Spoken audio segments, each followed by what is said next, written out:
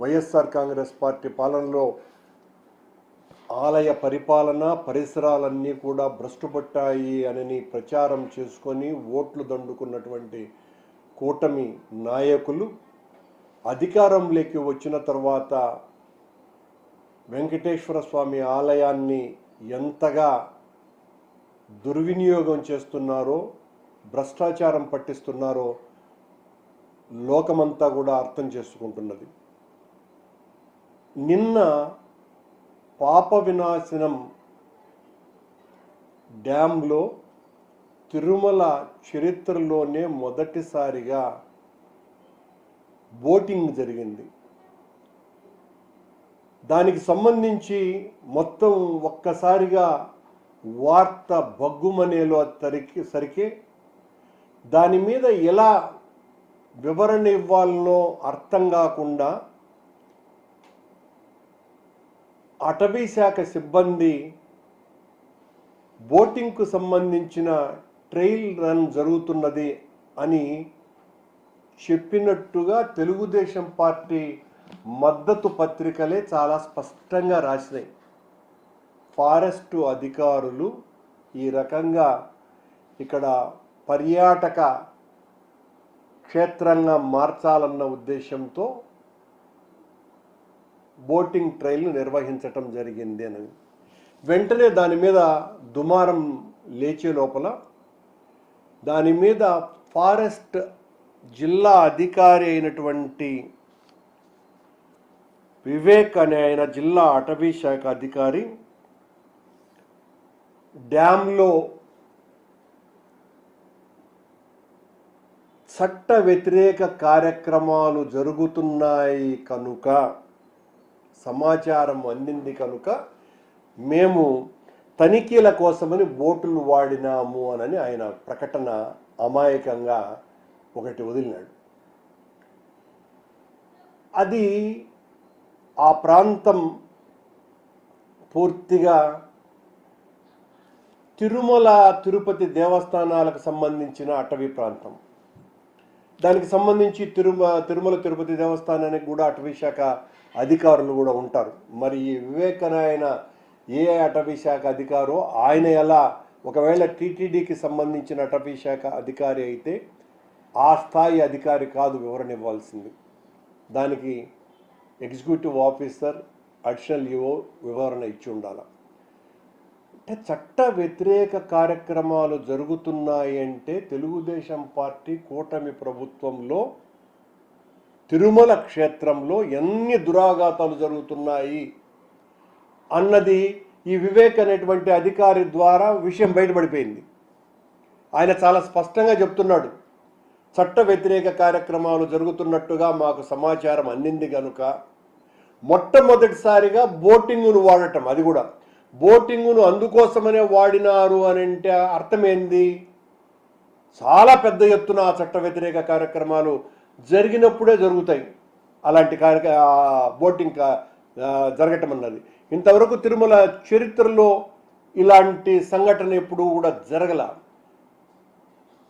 అటవీ శాఖ సిబ్బంది ఏమో ట్రయల్ రన్ కోసమని టూరిజం స్పాట్గా చేయటం కోసమని వాళ్ళు చెప్పినారు. అటవీ శాఖ జిల్లా అధికారేమో చట్ట వ్యతిరేక కార్యక్రమాలు జరుగుతున్నాయి కనుక మేము ట్రయల్ రన్ను వాడినాము అని ఆయన చెప్తున్నాడు. ట్రయల్ రన్లో పాల్గొన్నటువంటి అటవీ సిబ్బంది ఎవ్వరు అన్న ప్రశ్న మేము వేస్తున్నాం.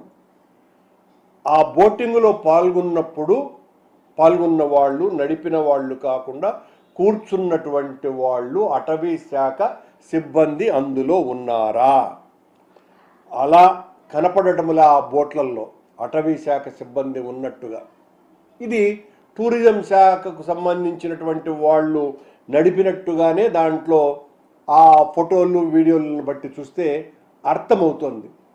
మొన్న 21వ తారీఖున చంద్రబాబు నాయుడు గారు గౌరవనీయ ముఖ్యమంత్రి గారు తిరుమలకు వచ్చినప్పుడు దేవాంశ్ గారి పుట్టినరోజు సందర్భంగా మన రాష్ట్రంలో టూరిజాన్ని పెద్ద ఎత్తున డెవలప్ చేయాలన్నటువంటి ఆలోచన నాది, ఆ అభివృద్ధికరమైనటువంటి ఆలోచనలు నావి కనుక గుడులన్నింటినీ కూడా అనుసంధానం చేస్తాను, టూరిజంని డెవలప్ చేస్తాను అని చెప్పడం జరిగింది. టూరిజం అంటేనే విలాసము, వినోదము. ఆధ్యాత్మిక యాత్రలు వేరు, టూరిస్టు యాత్రలు వేరు. ఆయన ఏదైతే చెప్పారో దానికి అనుసంధానంగానే నిన్న ట్రయల్ రన్ జరిగింది అని చాలా స్పష్టంగా అర్థమవుతోంది. ఆధ్యాత్మిక క్షేత్రాన్ని అధ్వాన్నపరచటమే తెలుగుదేశం పార్టీ కూటమి ప్రభుత్వం యొక్క లక్ష్యంగా కనపడుతున్నది. అక్కడ ఉన్నటువంటి నీళ్లు, లక్షలాది మంది భక్తులు పవిత్రమైనటువంటి జలాలుగా త్రాగటానికి, స్నానాలు చేయటానికి వాడుకునేటువంటి నీరు అది. ఆ నీటిలో నిన్న ఈ పడవలు తిరిగి ఒకరేమో ఇక్కడ టూరిజం కోసమని ట్రయల్ రన్ను నిర్వహించినామని ఒకరు, కాదు చట్ట వ్యతిరేక కార్యక్రమాలు జరుగుతున్నాయని సాక్షాత్తు జిల్లా అధికారే, అటవీశాఖ అధికారే ప్రకటించటం వెనుక ఏ మతలబు ఉంది అన్నటువంటి విషయం తెలియాల. మతలబు కంటే ముఖ్యం ఆధ్యాత్మిక క్షేత్రాన్ని ఎంత సర్వభ్రష్టత్వం చేస్తున్నారు అన్నదానికి ఇది ఒక పెద్ద ఉదాహరణ. తిరుమల ఆలయ చరిత్రలోనే ఎన్నడూ లేనంతగా కేవలం భక్తులు ఆందోళనలు మొదలైన తర్వాత మీడియా ద్వారా ఈ విషయం పెద్ద సంచలనంగా మారిన తర్వాతనే ఈ అటవీ శాఖ అధికారి వెంటనే ఏమేమి ఇవ్వాలనో అర్థం కాకుండా ఇష్టం వచ్చినట్టుగా ఇచ్చేసినారు వీళ్ళిద్దరూ. చట్ట వ్యతిరేక కార్యక్రమాలే జరుగుతున్నాయి అని ఆధ్యాత్మిక క్షేత్రం మీద ఈ రకంగా మాట్లాడినటువంటి జిల్లా అటవీ శాఖ అధికారి మీద చర్యన తీసుకోవాలా, లేదా ట్రయల్ రన్ నిర్వహిస్తున్నాము అని చెప్తున్నటువంటి అధికారుల యొక్క ఆంతర్యం ఏంటో అన్న అర్థం చేసుకోవాలా? ఈ ట్రయల్ రన్స్ అన్నీ కూడా టీటీడీ అధికారులకు తెలియకుండానే జరిగినాయా, తెలిసి జరిగినాయా అన్నటువంటి వివరణ executive officer, chairman, additional EO ఇవ్వాల్సినటువంటి అవసరం ఉన్నది.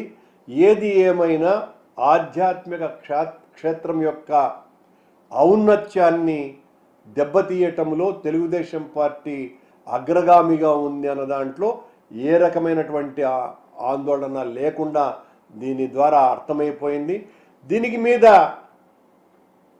పూర్తిగా కాషాయాంబరం ధరిస్తూ అప్పుడప్పుడు ఆయన ఆ ధర్మ పరిరక్షణ కోసమనే నేను సనాతిని అని నిరంతర ఘోష చేసేటువంటి పవనానంద స్వాముల వారు వివరణిస్తారో, ప్రకటనిస్తారో, విమర్శ చేస్తారో, దాడి చేస్తారో ఏదో ఒకటి ఆయన నుండి రావాల్సినటువంటి అవసరం ఉన్నది.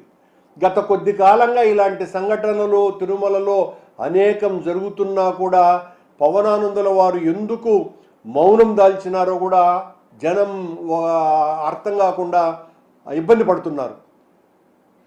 సనాతన ధర్మాన్ని మౌనం ద్వారా సాధించాలనుకుంటున్నట్టుగా భావించాల్సి వస్తుంది. సనాతన